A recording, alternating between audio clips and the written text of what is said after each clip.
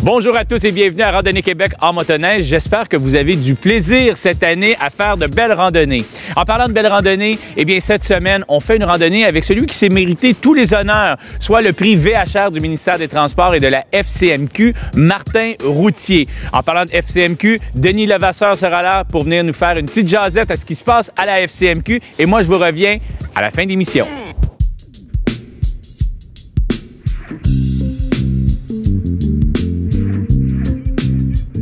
Martin Routier, on pourrait vous appeler le bénévole parfait. Ça serait à peu près ça le bon titre pour vous donner. C'est un grand mot. Disons que je suis un bon bénévole. C'est quoi le background, si on veut, du motoneigiste Martin Routier? Martin Routier a commencé à faire de la motoneige en 1969 et faire du bénévolat pour le club 76 peut-être. J'ai été membre du comité, vice-président, président du club motoneige. Dans le temps, c'était le club motoneige de l'Estrie. Par la suite, ça a été fusionné avec un autre club, le club Arfans des Neiges. Maintenant, ça s'appelle Club Arfans de l'Estrie. Et par la suite, en 1999, j'ai été administrateur pour la Fédération des clubs motoneigistes du Québec. Et en 2003, j'ai été président pendant 3 ans.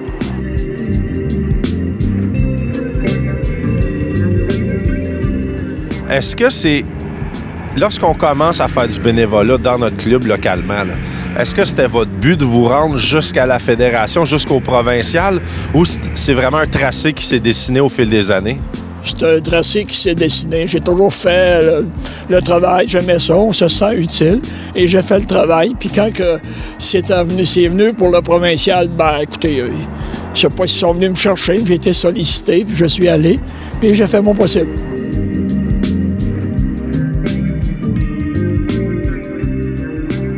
Qu'est-ce que vous aimez le plus dans le travail du bénévole? Je pense que c'est de se sentir utile. On se sent utile, on ne veut pas travailler pour rien. Et le social est important aussi. On a des amis, on n'est pas seul jamais. Et on parle souvent des bénévoles, des poseurs de baguettes, si vous voulez, mais vous savez qu'un club, il y a beaucoup de choses à faire. Moi, j'ai participé à tous les travaux, si vous voulez, là, que ce soit la sécurité, signalisation, droit de passage, président, relations avec la ville, les médias et tout. On a touché à tout ça. C'est notre expérience qui nous emmène un peu à un degré plus élevé.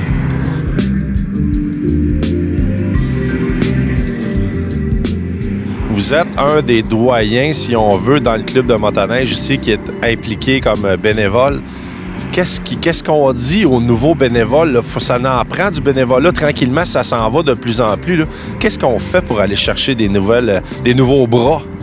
On les emmène tranquillement. On leur dit qu'il n'y a pas beaucoup de travail. On les emmène tranquillement et ils trouvent du plaisir. J'en ai trouvé un dans mon secteur dernièrement. Le gars, il travaillait, faisait des baguettes. Je dis, viens aux réunions, viens voir qu'est-ce qu'il y a. Et si tu as des choses positives, tu vas être capable de les demander. Si tu fais des bonnes choses, tu vas être remercié en public, si tu veux. C'est très important.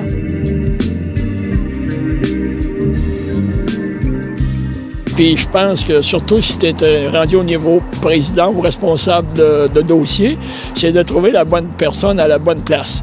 Si la personne a des habilités, je sais pas, en mécanique, on l'encourage dans les mécaniques. D'autres sont dans l'ordinateur ou des droits de passage. Faut chacun sa spécialité.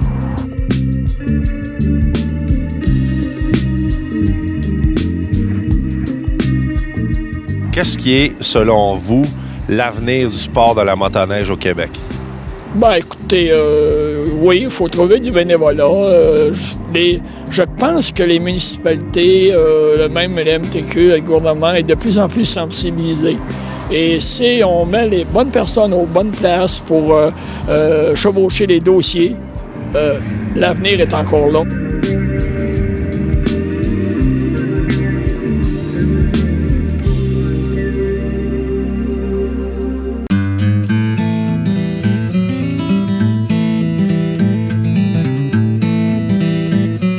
Martin, ici, on est dans le club Arfans de l'Estrie.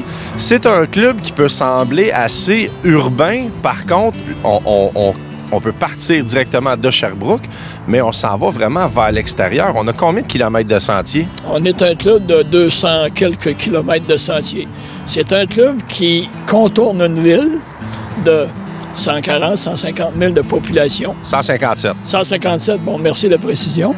Et on a 3 rivières majeures qui sont dans notre territoire. 3 autoroutes, la 10, la 55, la 410, la 610. Donc, mais on a des services qui rentrent à la ville de Sherbrooke, qui vont au parc hôtelier de Sherbrooke, exemple. Et c'est tout ça. Là, il y a beaucoup plus de signalisation et de négociation de droits de passage avec le ministère des Transports et tout.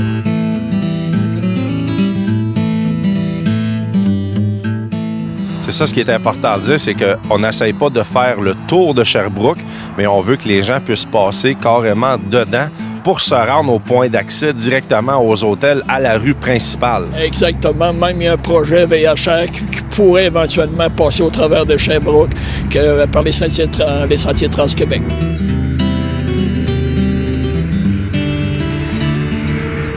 Bon, on a Sherbrooke qui est le point central, si on veut, du club. Le club, les limites du club vont jusqu'où? Le club de motoneige enfants de l'Estrie touche le club Memphrey-Magog, qui est la région de Magog. Il touche le club de Valcourt, pionnier de Valcourt. Puis il touche East Angus et Courchire. Même on touche à Blanc-Sommet, qui est la région de Martinville. Fait que c'est le grand tour de Sherbrooke, si vous voulez.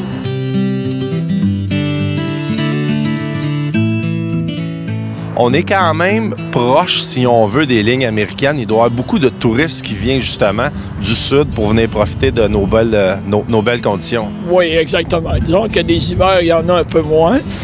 Puis la conjoncture économique aux États-Unis a fait qu'il y a un peu moins d'Américains. Mais les hôtels du parc hôtelier à Sherbrooke, les Américains débarquent puis ils partent par où ils veulent. Hein. Ils peuvent partir vers Québec, ils peuvent partir vers la Beauce. Même ils viennent par leur ligne, là, par leur frontière à Stansted. Là. Puis il y a des sentiers qui se rendent jusque-là.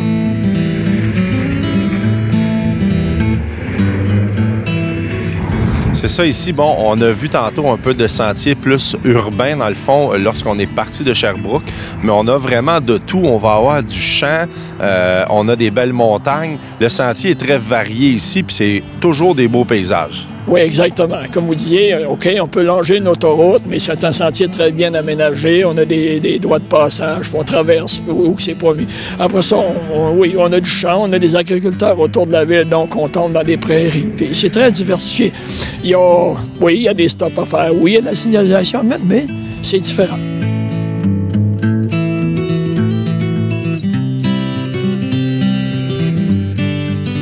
Sauf que c'est important que les gens comprennent que c'est justement si on veut être capable de se rendre au centre-ville de Sherbrooke pour avoir toutes les accommodations, il faut avoir justement des sentiers diversifiés pour se rendre dans la ville. Oui, c'est notre but. Marc, c'est bien, on pourrait dire qu'on contourne la ville tout simplement, mais nous, moi aussi, c'est notre fierté de garder un sentier qui rentre au parc hôtelier. Quand on fait de la motoneige à l'extérieur, puis on rentre dans une ville, des fois, il y en a qui disent « Hey, il y a du trafic », mais non, nous, comme touristes, c'est plaisant. Tu sais, c'est pour ça qu'on garde le sentier.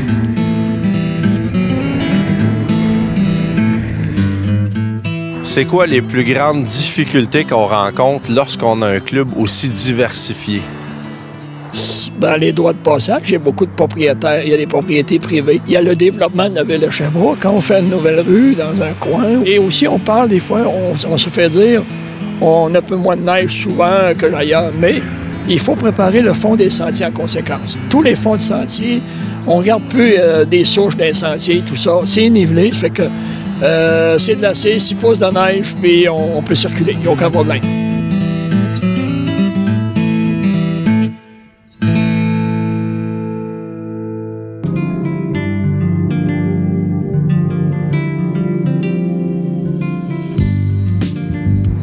Une des premières choses qu'on a vues ce matin, c'est un des ponts que vous avez dû refaire il n'y a pas si longtemps.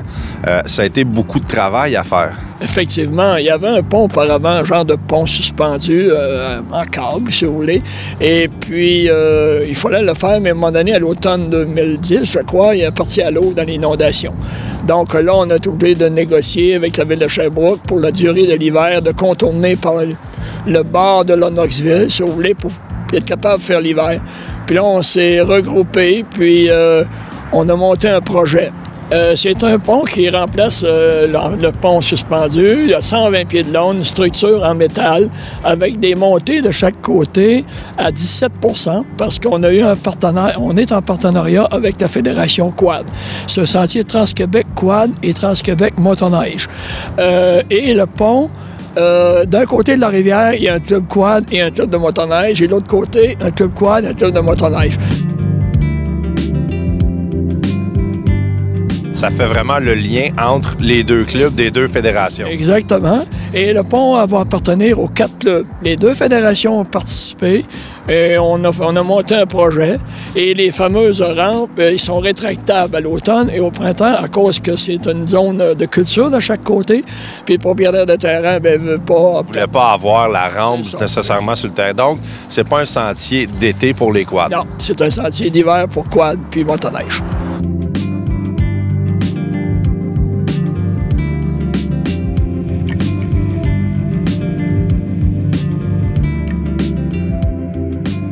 Est-ce que c'est important, selon vous, la cohabitation, justement, entre les deux activités, le quad et la motoneige? Ben oui, c'est ça, on n'a pas le choix. C'est un grand mot, les deux VHM, motoneige et quad.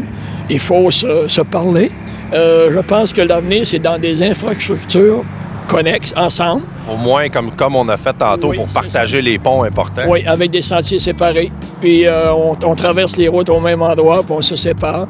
Puis s'il y a un pont majeur, bien, on travaille ensemble. Mais éventuellement, ça peut se faire avec une piste cyclable. Éventuellement, on l'a déjà fait, là.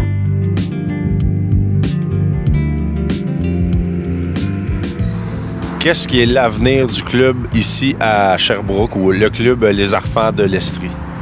Ah, écoutez, je pense que tout doit continuer, tout continuera. Il y a un bon groupe de bénévoles, il y a des personnes impliquées, puis c'est du travail, mais ça continue.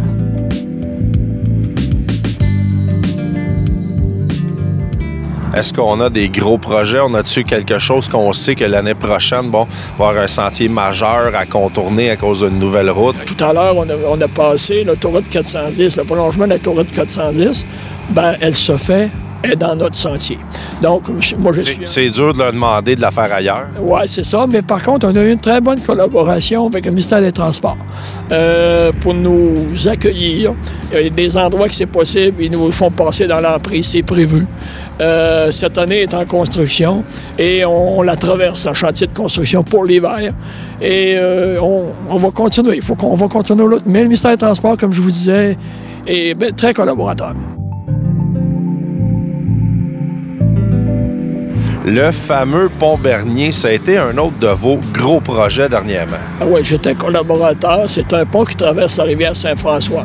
Et on avait un vieux pont en métal qui était fait en 72, je pense. Et il était dur. Puis là, on a entendu parler que les pistes cyclables, le réseau de pistes cyclables cherchait un endroit. Fait qu'on s'est connecté avec eux, puis on a travaillé sur le dossier. L'armée a participé à l'installation du pont. Nous, on a fourni les matières premières, mais l'armée a fourni l'installation. C'est un pont de 240 pieds de long. C'est le sentier de contournement de Sherbrooke.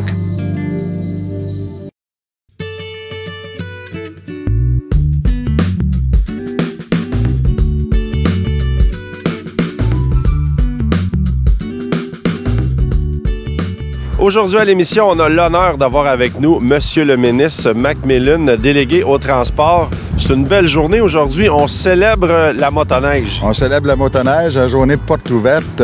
C'est un peu pour faire connaître nos sentiers au Québec par la Fédération et en même temps dire un gros merci à tous nos bénévoles au Québec, 4500, 5000, qui s'occupent de nos sentiers puis de montrer aux gens que ça existe. Vous êtes particulièrement impliqué dans le développement de la motoneige depuis plusieurs années. Pourquoi ça vous tient à cœur?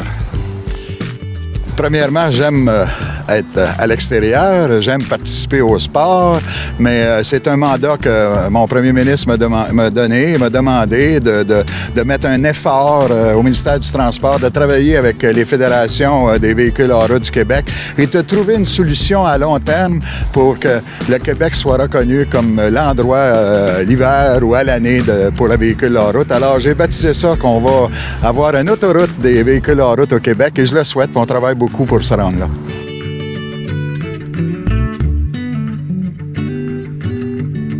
Pourquoi vous pensez que le Québec est tant d'avance sur le restant du monde par rapport au sport hivernal? Ben, on va se vanter, les Québécois. Tant qu'à être là. Tant qu'à être là, on va se vanter. Aiment le sport, aiment la récréation, aiment s'amuser. Et au Québec, on a tout. On a des boisés, on a des pistes, on a des petits motels, on a des dépanneurs, qui attendent les gens. Alors, c'est une question de développement économique aussi. C'est une création d'emplois qui est majeure, que les gens oublient, mais côté touristique, côté emploi, côté les compagnies qui sont établies au Québec. Alors, c'est un tout de développement économique, puis c'est un tout de tourisme en même temps aussi.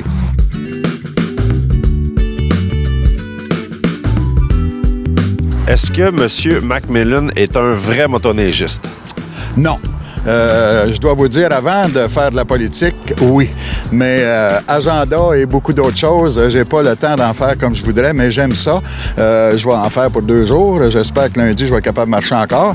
Mais j'aime le sport, j'aime être dehors. Alors, c'est pour encourager les gens. Et c'est surtout pour lever mon chapeau aux bénévoles au Québec qui s'occupent de nos sentiers.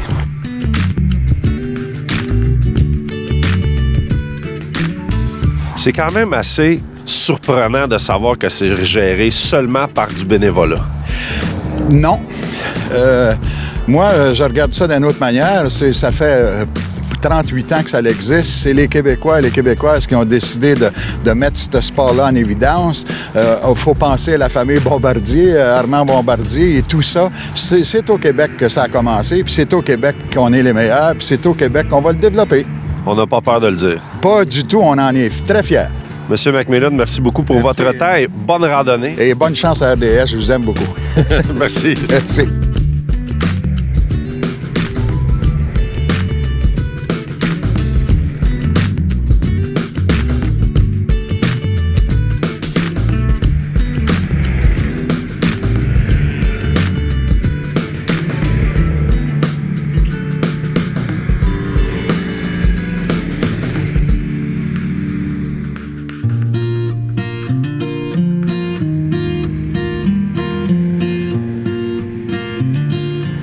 Bon, Martin, l'année dernière, vous avez eu les grands honneurs à l'Assemblée nationale. Vous aviez premièrement gagné le prix du bénévole dans votre secteur et ensuite le grand bénévole de l'année au niveau motoneige de toute la province. Comment on se sent avec un si gros remerciement? Ah, ça nous touche. Comme je le mentionnais, tout ce bénévolat-là, on ne le fait pas pour les honneurs. On le fait parce qu'on se sent utile, on aime ça, mais quand ça arrive, on est content. On est très content. On est très content. Et c'est ça.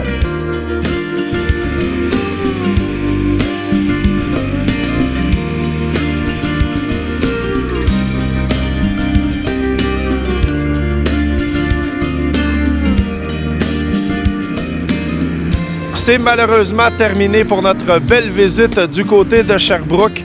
Merci beaucoup à notre guide exceptionnel, Martin Routier. Encore une fois, une journée bien remplie. On a fait de la motoneige. Merci beaucoup. Ça m'a fait plaisir. On était un bon groupe. Vous savez, les sentiers, tout ce qu'on a vu aujourd'hui, ça se fait pas tout seul. J'ai beau être un bénévole émérite, mais c'est après beaucoup de collaborateurs et de bénévoles. Puis si chacun fait sa part de bénévolat, on va avoir des clubs qui vont se tenir ensemble, puis on va avoir des beaux sentiers. Et j'invite tous les gens à venir nous visiter. Sherbrooke, c'est une ville, on la contourne, est accessible, puis c'est merveilleux. Des très beaux sentiers, je peux vous le confirmer. Merci Martin, on se revoit bientôt? Le plus tôt possible. Merci. Merci.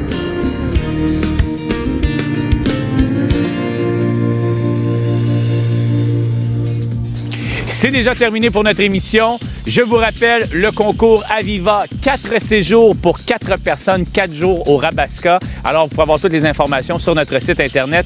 Bonne semaine et soyez prudents.